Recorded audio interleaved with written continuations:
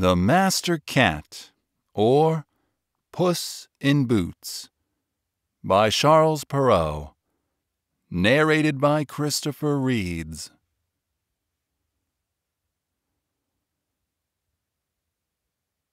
There was once a miller who left nothing to his 3 sons other than what he had, his mill, his ass, and his cat.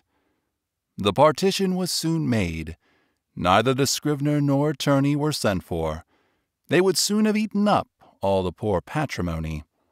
The eldest had the mill, the second the ass, and the youngest nothing but the cat. The poor young fellow was quite comfortless at having so poor a lot. "My brothers," said he, "may get their living handsomely enough by joining their stocks together. But for my part, when I have eaten up my cat and made me a muff of his skin, I must die with hunger." The cat, who heard all this, but made as if he did not, said to him with a grave and serious air, "Do not thus afflict yourself, my good master. You have only to give me a bag and get a pair of boots made for me, that I may scamper through the dirt and the brambles, and you shall see that you have not so bad a portion of me as you imagine."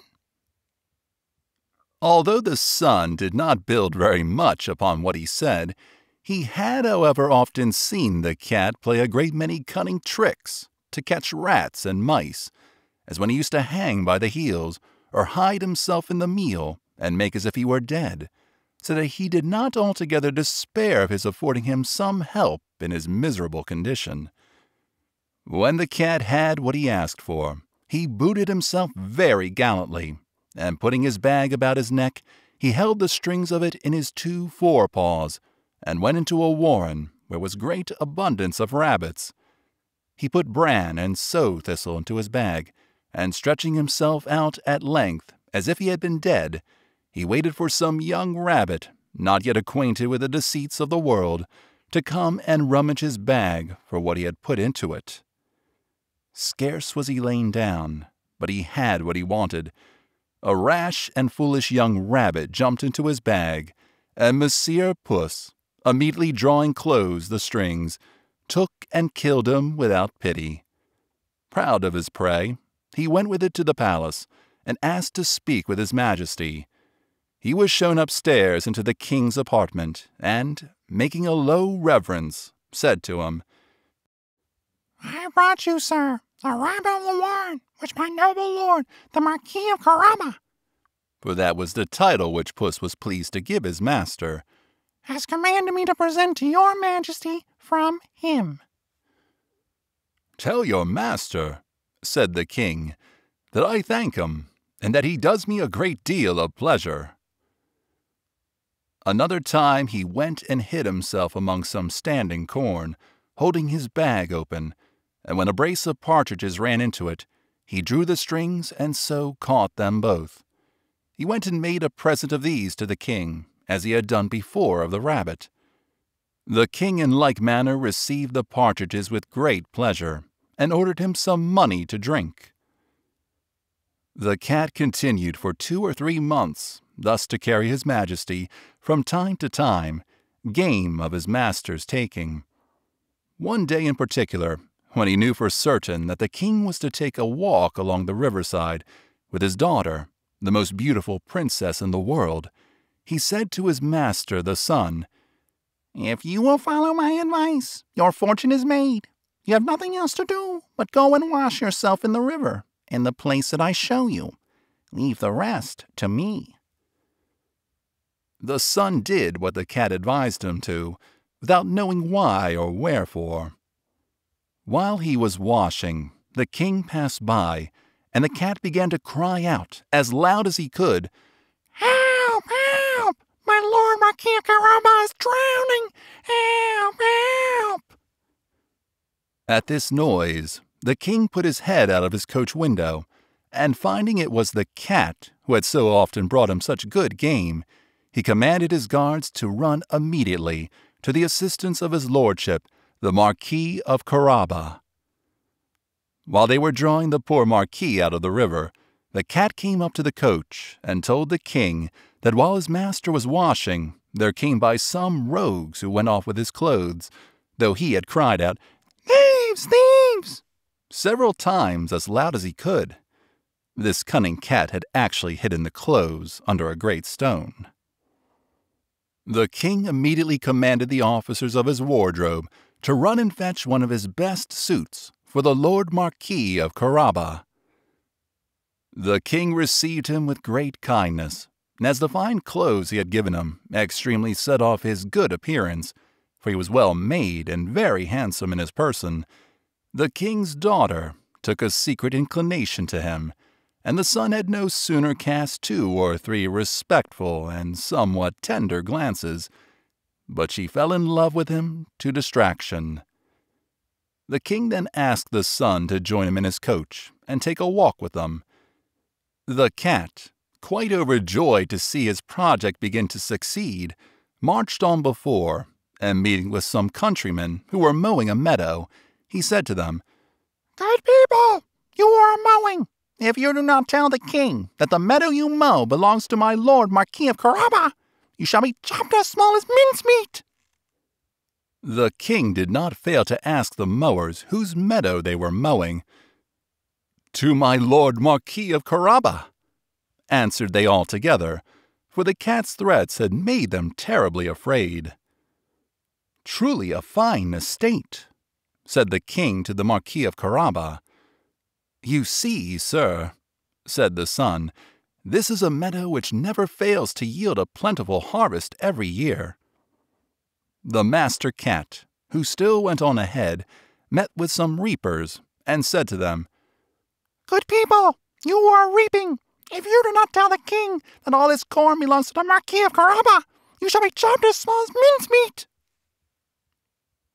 The king, who passed by a moment after, needed to know to whom all that corn he saw belonged.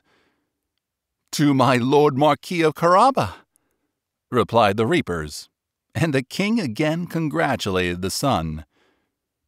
The master cat, who went always before, said the same words to all he met, and the king was astonished at the vast estates of my lord Marquis of Carabas. Monsieur Puss came at last to a stately castle, the master of which was an ogre, the richest had ever been known, for all the lands which the king had then gone over belonged to this castle. The cat, who had taken care to inform himself who this ogre was and what he could do, asked to speak with him, saying he could not pass so near his castle without having the honor of paying his respects to him. The ogre received him as civilly as an ogre could do, and made him sit down. "I have been assured," said the cat, "that you have the gift of being able to change yourself into all sorts of creatures you have a mind to. You can, for example, transform yourself into a lion or elephant and the like." "This is true," answered the ogre very briskly, "and to convince you, you shall see me now become a lion." Puss was so sadly terrified at the sight of a lion so near him that he immediately got into the gutter, not without abundance of trouble and danger because of his boots, which were ill-suited for walking upon the tiles. A little while after, when Puss saw that the ogre had resumed his natural form, he came down, and owned he had been very much frightened. "I have been moreover informed," said the cat, "but I know not how to believe it, that you have also the power to take on you the shape of the smallest animals, for example, to change yourself into a rat or a mouse. But I must confess to you, I take this to be impossible." "Impossible!" cried the ogre. "You shall see that presently." At the same time changed into a mouse, and began to run about the floor. Puss no sooner perceived this, but he fell upon him, and ate him up. Meanwhile the king, who saw as he passed this fine castle of the ogres, had a mind to go into it. Puss, who heard the noise of his majesty's coach running over the drawbridge, ran out and said to the king, "Your majesty is welcome to this castle of my lord Marquis of Carabas. "What, my lord Marquis!" cried the king. "And does this castle also belong to you? There can be nothing finer than this court, and all the stately buildings which surround it. Let us go into it, if you please." The son gave his hand to the princess, and followed the king, who went up first. They passed into a spacious hall, where they found a magnificent collation which the ogre had prepared for his friends, who were that very day to visit him, but dared not to enter, knowing the king was there. His Majesty was perfectly charmed with the good qualities of my lord Marquis of Carabas, as was his daughter, who was fallen violently in love with him, and seeing the vast estate he possessed, said to him, after having drank 5 or 6 glasses, "I want you, my lord Marquis, to be my son-in-law." The son, making several low bows, accepted the honor which his Majesty conferred upon him, and forthwith, that very same day, married the princess. Puss became a great lord, and never ran after mice any more, but only for his diversion.